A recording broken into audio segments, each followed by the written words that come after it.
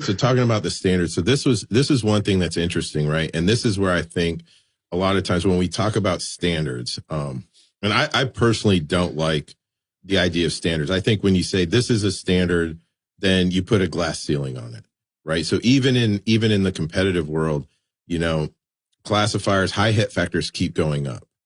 You know, as soon as somebody crushes it, somebody shoots it better, like that gets raised over time, right? High hit factor for El Pres when I started shooting production was like 10.3, and I think now it's in the 11s, right? Because as people get better, so it's not really a standard. It's a goal that's meant to be achieved and then passed. This actually supports your statement earlier about how, you know, the bar gets raised as people get better.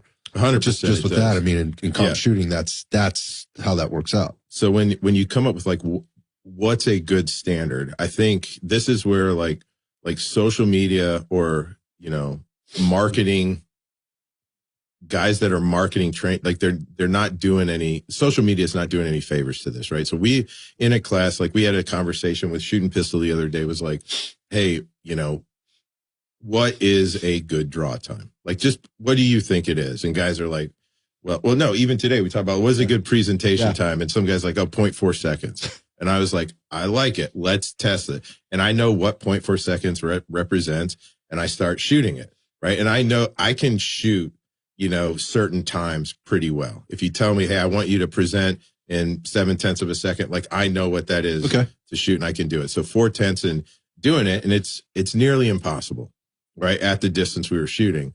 And I was like, so what do you think now? And when people see it, they're like, yeah, that was way fucked up. You know, that was not correct or whatever. They just had no frame of reference. They have no frame of reference for it, or their frame of reference is social media. It's somebody else told them that. So go back, like, where should my draw be? And you're like, okay, if you talk about a level 2 holster, like, oh, sub-second. I go, I don't think you understand what it takes to get to that level. And our, you know, law enforcement guys, do they really need a sub-second draw to do that? Or do they need, you know, a consistent aggressive draw that may measure 1-1 or 1-2 out of a level 2 holster? Level 3 holster, you guys say, yeah, I think the goal is you want to be around 1.5 seconds, right? But that is actually pretty quick. Now, are there guys on social media that can draw from a level 3 holster in under a second? Absolutely. Sure. But the amount of work that you need to put into that, just to do that, right? Yeah. So to shave what, 0.25 seconds. Yeah. It becomes a circus trick. You spend a bunch of time doing a circus trick at the expense of all the other stuff that you really need to be able to do once it's out of the holster. Yeah, once it's out of the holster. Yeah. For me, like I will take a 100% consistent 1.1 second draw at 7 yards over a 7/10 draw. I've heard you say that before. Yeah. And it really resonated with me actually at Combative Summit when you were teaching. And I was like, this makes perfect sense. But sorry, it cut you off. To explain. I think I value consistency of the draw over speed of the draw any day of the week.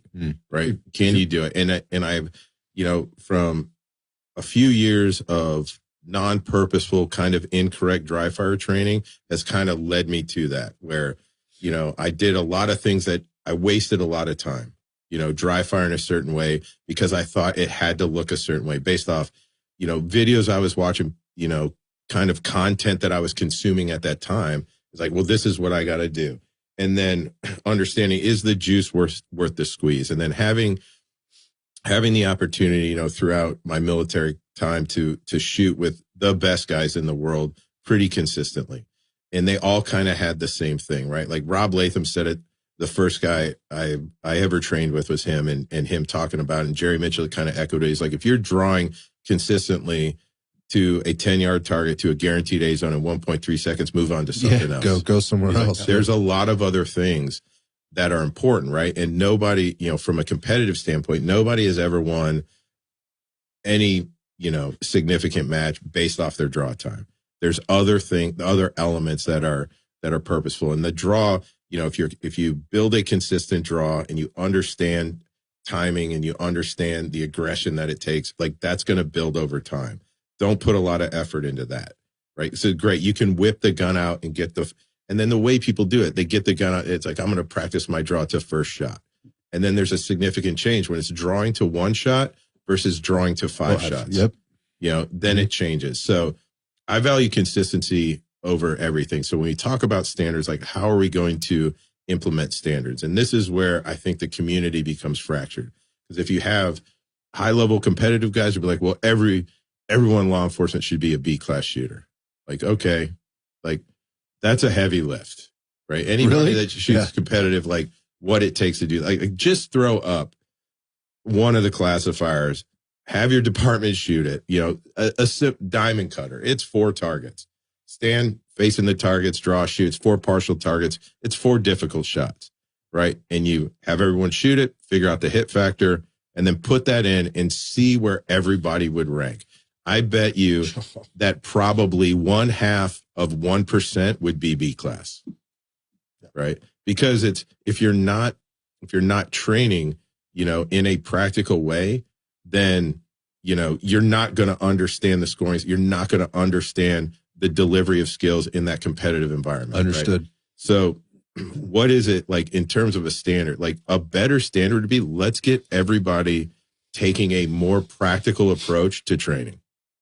Let's see where that goes first. Before we start assigning, everyone should be an A class. Everybody should be a B class. Understood. Yeah. So stop trying to pick something so that's like an end state you're trying to pick, like versus the process to get there. Exactly. You're picking something that's completely arbitrary, right? And then, so let's say you do pick it. We want every officer to be a B class. Okay. What's the suspense date? What's going to happen if they're not? Right. We already know the answer to this. Yeah. The suspense date is forever and nothing. Nothing. So stop wasting the time assigning standards. Let's change how they train. Let's see where that gets us, right? Let's try to get guys to, you know, level up a little bit. Hopefully that motivates them, just like working out, right? You go to the gym, you start seeing results, that motivates you to do more of the gym, right? And then it becomes habitual.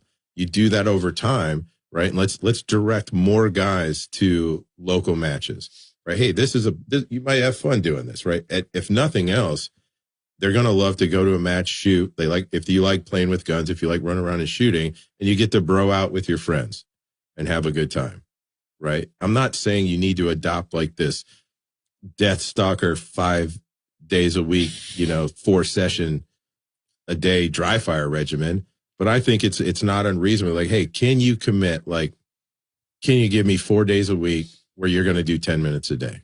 That's not asking too much. No, especially for a professional. No, but I understand a lot of people just want to punch in, punch out, and go home.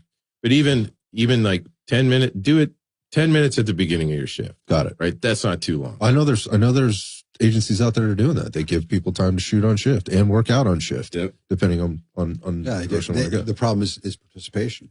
They have at Long Beach does. I know for a fact you can come in and check out ammo anytime you want and shoot, and nobody checks out ammo. Yeah, it's like, I mean, not nobody, but very, very few. But something to want to kind of dive into a little bit is talk about standards, and we're talking about like being a B class or A class.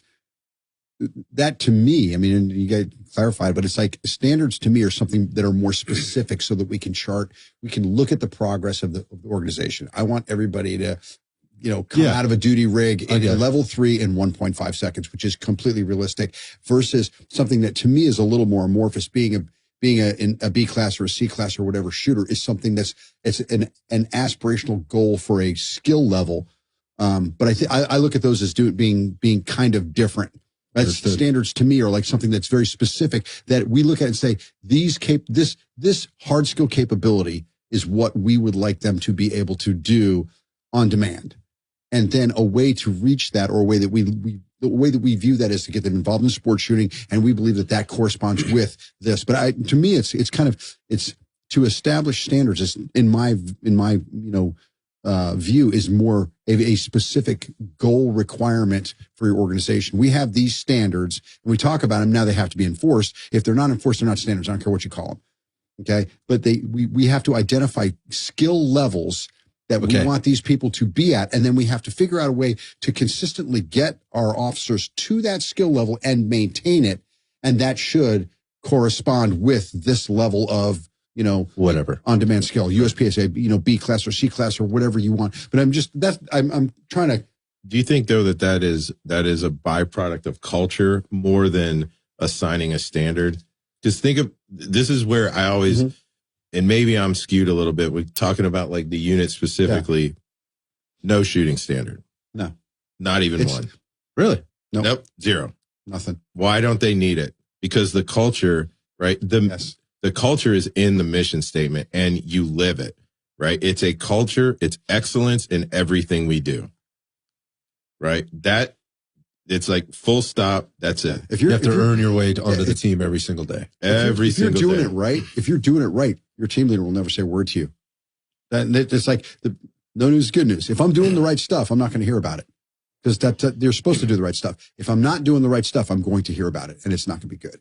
And so, that is a good point. But that's such a unique culture. If you can find a way to create that kind of culture of excellence, where people don't have to be told to do a certain thing. People have to be pushed to be a certain level, like overall.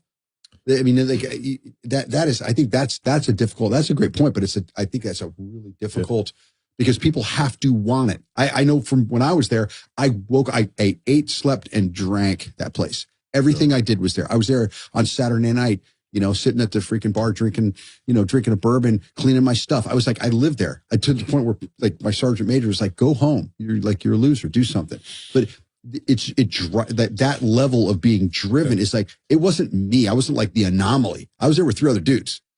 So it's like that culture it demands it internally. And I think that is something that if you could crack the places though that still share that culture, right? Like FBI, HRT, same way, right? There's nobody, what the amount of effort it takes to get into that, right? And what you have to do, that breeds, the excellence in an individual, right? Those guys are high level performers. All dedicated, all motivated. It doesn't fail.